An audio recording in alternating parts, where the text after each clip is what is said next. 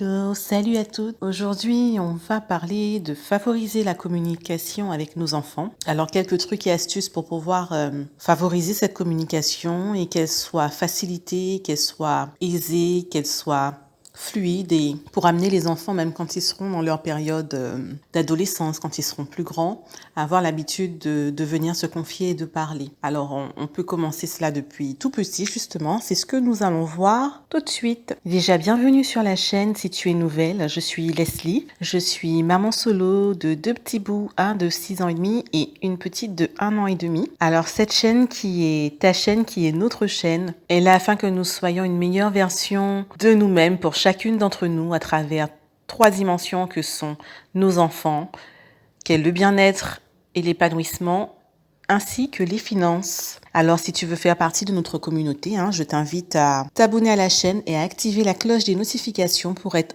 au courant des prochains contenus, que ce soit sous forme de podcast ou sous forme de vidéos. Voilà, nous parlons de quelques trucs et astuces pour pouvoir justement favoriser la communication avec nos enfants dès le plus jeune âge, qu'ils prennent l'habitude de nous parler, bien sûr, pour le futur, pour quand ils seront plus grands et qu'ils puissent communiquer avec nous, qu'ils puissent venir vers nous, que ce soit en cas de joie, mais aussi en cas de peine, en cas de problème. Il y a beaucoup de sujets dont on pourrait parler, le harcèlement scolaire, les tracas avec les copains. Enfin bon, il y a certaines choses parfois qui peuvent être lourdes pour des enfants et pouvoir ouvrir la porte complètement pour qu'ils puissent être à même de dire s'il y a quelque chose qui ne va pas, se sentir complètement légitime, complètement à l'aise. Ça se construit depuis petit. Et voilà, justement, on va voir quelques trucs et astuces. Alors, une première astuce est de justement prendre l'habitude dans son organisation de toujours octroyer un moment privilégié à son enfant, à chacun de ses enfants.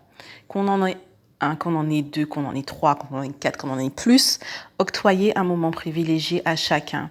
Donc ça peut être par exemple un plus grand, tous les soirs, il vient nous aider à cuisiner. On en profite pour pouvoir savoir comment s'est passée la journée. Ça peut être lorsque l'on sort de l'école, on prend le goûter avec notre enfant, on lui demande comment s'est passée la journée. Donc, octroyer un moment privilégié, soit en faisant une activité, soit en étant posés tous les deux, soit en lui disant tout simplement qu'on va passer quelques minutes ensemble à discuter, voilà. Donc, prendre cette habitude et que ce soit vraiment régulier, qu'ils puissent savoir que tous les jours, il y a toujours un moment pour pouvoir parler à maman. La deuxième astuce, c'est de, lorsque l'on est nous-mêmes en tant que maman en pleine activité ou en pleine discussion, on est très occupé, etc., lorsque l'enfant vient nous dire maman et qu'il a quelque chose à nous dire, en fait, de prendre l'habitude de quand même prêter attention, d'arrêter, de prendre le temps d'écouter. Alors, c'est pas toujours possible parce que des fois, on est vraiment débordé ou on est en train de faire quelque chose de très important. Voilà, c'est pas toujours possible. Alors, quand sur le moment, c'est pas possible, toujours retenir dans sa tête et dire « Alors, attends, je termine juste ça. Voilà, et je suis à toi là tout de suite. » Quand il dit quelque chose, que ça a de l'importance et de l'intérêt pour maman et qu'on puisse lui porter une attention. Ensuite, une autre astuce est de quand quand votre enfant raconte quelque chose, même si vous savez, par exemple, qu'il ment, accordez quand même une écoute et de l'intérêt sans pour autant se mettre dans de gros états, voilà. Donc, accorder un intérêt, une écoute, et puis ensuite, au fur et à mesure, prolonger la discussion pour savoir vraiment le pourquoi du comment, quitte à revenir un petit peu plus tard. Et ensuite, une autre astuce encore, pour les enfants justement qui ne parlent pas de leur journée à l'école, parce que les enfants sont différents. Il y en a ce sont des pipelettes qui vous racontent, dès qu'ils sortent de l'école, ça n'arrête pas, qui vous racontent tout dans les moindres détails, et d'autres ne disent rien. Vous ne savez rien de ce qui se passe de leur journée, ils ne racontent rien. Ça peut être aussi un enfant, en fonction de son âge, qui a des phases, et qui certaines fois peut raconter, d'autres fois non. En tout cas, pour pouvoir justement prendre l'habitude de communiquer, de savoir ce qui se passe. Quand un enfant, justement, ne parle pas, une astuce, c'est de raconter soit ces anecdotes de la journée, les choses qu'on a aimées, les choses qu'on n'a pas aimées, bien sûr, en restant dans le cadre de savoir qu'on parle à notre enfant. On n'est pas en train de parler à une copine, on ne peut pas tout dire non plus. On n'est pas en train de parler à un adulte.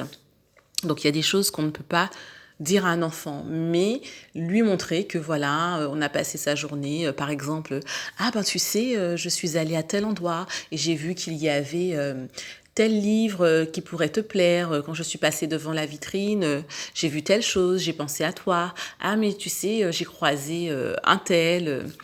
Voilà. En fait, raconter des petites anecdotes comme ça, ou lorsque j'ai fait les courses, j'ai vu qu'il y avait les céréales que tu aimes, mais d'une autre couleur. Enfin bon, des choses qui paraissent tout anodines, mais qui vont amorcer en fait la discussion. Et justement, lorsque l'on fait cela, ben, ça amène l'enfant à poser un peu plus de questions. Et du coup, après, on peut dire, bah, et toi alors, qu'est-ce que tu as aimé dans ta journée? Qu'est-ce que tu n'as pas aimé? Et du coup, ça favorise en fait la liberté en fait pour l'enfant de pouvoir s'exprimer, de raconter ce qu'il a vécu dans la journée.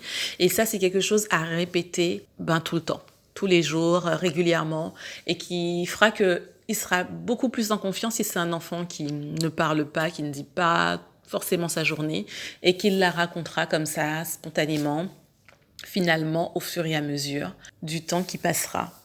Pour pouvoir justement, lorsque il y aura peut-être quelque chose ou en grandissant, que l'enfant ait l'habitude de venir vers soi, qu'il sache qu'en toute confiance, qu'il peut parler à maman. Donc voilà pour les quelques trucs et astuces pour favoriser la communication, l'émergence de la parole depuis tout petit avec nos enfants. Alors si ce n'est pas déjà fait, si tu n'es pas encore abonné, je t'invite à t'abonner et à activer la cloche pour être au courant des prochains contenus. Si tu as apprécié le contenu, je t'invite à mettre un petit like. Non seulement ça fait plaisir par rapport au travail, mais aussi ça permet aux podcasts et aux vidéos d'être répertoriés, vus de plus en plus par des mamans solo, tout comme nous. Je te dis à bientôt pour un prochain contenu.